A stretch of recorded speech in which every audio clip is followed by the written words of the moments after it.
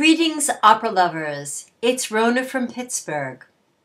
I was unable to attend the Saturday live broadcast of Falstaff at my local theater, so I went last night on Wednesday to catch the encore production. As many of you know who have followed my reviews, I like to go to operas to hear good singing. And if this were your only criteria, you would have been thrilled because there was so much good singing. It all started right at the top with Falstaff. He was played by Ambrogio Maestri, and although I've seen his name around, I had never heard him sing until I began listening to some clips of his singing Falstaff.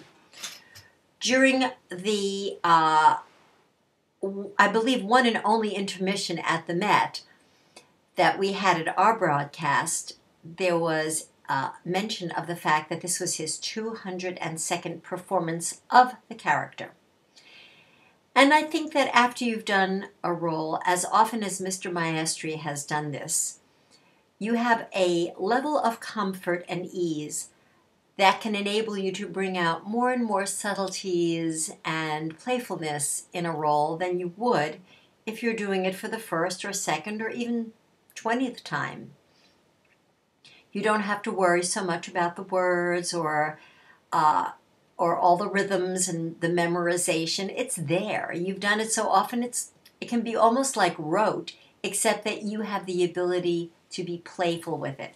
And that's what we had. A very playful Falstaff, which is what you would expect anyway. And this Falstaff was a true Verdi baritone, something I've longed to hear for so long. While we have many wonderful baritones, so many of them lack that rich color and size. Now, I wasn't live in the house, so I can't say about the size, but I can say from those of my friends who heard him that it's there. So bravo to Ambrogio Maestri on a great performance of Falstaff, something that I enjoyed and the entire audience did as well, in my theater and live at the house. Of course, Falstaff is inhabited by many characters, and after you get Falstaff, you have the four women whose names I'm going to refer to in English because I just always referred them that way. As Alice Ford, we had Angela Meade. She is truly one of my favorite singers today because I love the sound of her voice. I never really thought of her as an Alice Ford, but she was very, very good. And I saw a side of her acting that I hadn't seen before. Of course, she was playing a role in a comedy, and I haven't seen her in any comedies. Norma certainly isn't a comedy, and neither is Ernani. And when she started, I actually wasn't that fond of the sound of her voice in the role, but that quickly went away. There was almost like too much vibrato for it. Also playing one of the other ladies was Stephanie Blythe, a singer for whom I have the utmost admiration. I think she's truly one of the greatest singers on the operatic stage today. Her voice is just a phenomenon. It's, besides it being so beautiful, well produced, she sounds like a true bel canto singer in that her phrases are always liquid gold, and yet her musicianship is so sterling and perfect. Her pronunciation was incredible. I don't speak Italian, but I could understand the words she was saying. She also is a very gifted stage actress, so she brought the role of Mistress Quigley out wonderfully.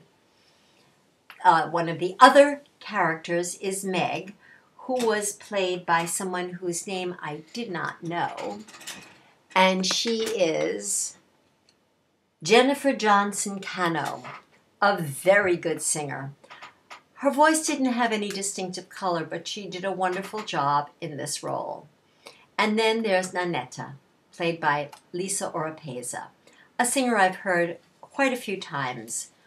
I think she is just divine. She has that perfect silvery soprano tone that you want so much in roles like this. The four women have a lot of singing to do together and separately, and also they have like just little snippets of music here and there, and they were quite amazing.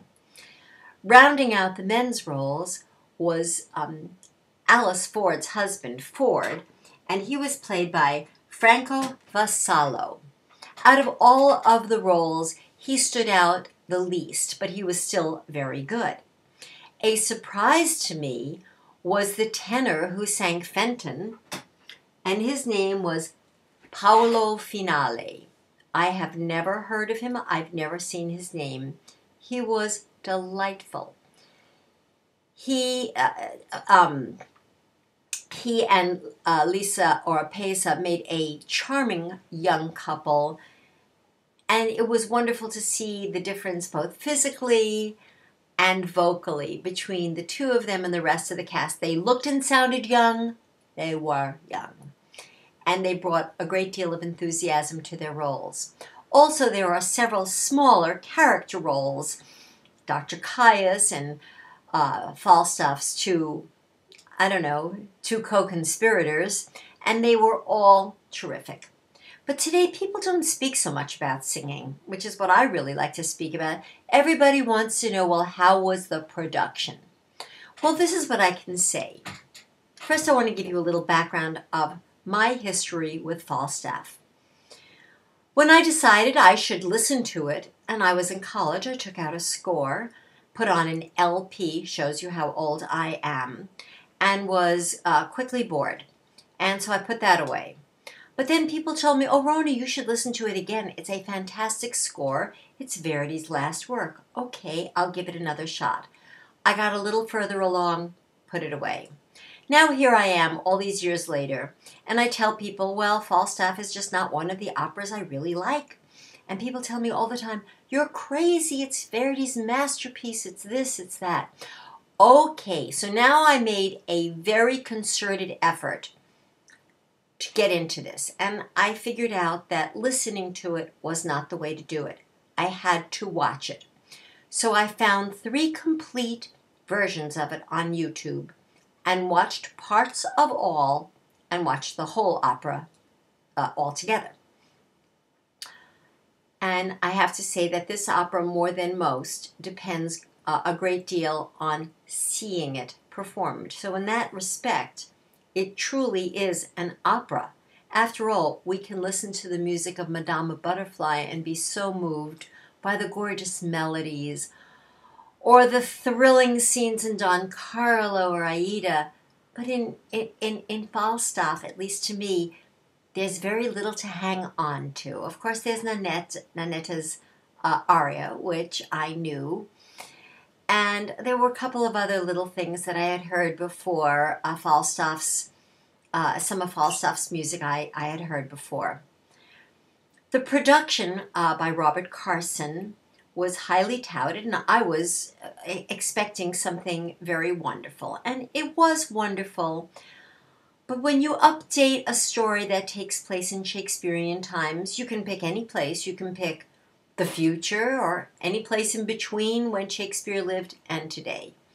And Carson chose the 1950s. I have no idea why, but he made a very nice production. It was colorful and lively, filled with lots of physical activity and filling the stage with tons of movement. I would say that the last act was quite beautiful in the forest, where Falstaff comes out wearing, it looks like a reindeer hat. And then we get everybody else dressed up in what looked to be, look like monk costumes. And then Nannetta comes out as the Queen of the Fairies or the Princess of the Fairies. She was so lovely. And then there comes the finale. And musically, the finale is a blowaway. It really is. It's a fugue. Everybody gets to start off their little melody and pass it along. And it's a great end to the opera. But I still don't love it. I may never love it, or maybe I need to listen to it more. I wonder, when reviewers have to review so many pieces of music, be they operas or symphonies or chamber music pieces, do they love all those pieces? I doubt it. And so many people have to write reviews of pieces that they already know they don't like.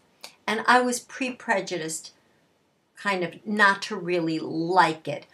And I liked it more than I thought I would, but it still isn't among my favorite operas or even the operas that I love. I don't love it. But it was a good production. James Levine conducted, and I will say that I noticed in several passages not everybody was together. However, the orchestra played fantastically, as it always does. And there was the chorus at the end, and they sang in their traditional superb way. I think the audience at the Met and at my theater appreciated all of the great things that they heard and saw. So it just wasn't for me, but it brought a lot of joy to others. I am anxiously awaiting the next HD production, Rusalka, an opera I know even less about than Falstaff. I, like so many others, know one aria. And Renee Fleming will be in it, and so will some other great singers, and I'm totally looking forward to it. I hope to see you all then. Good night.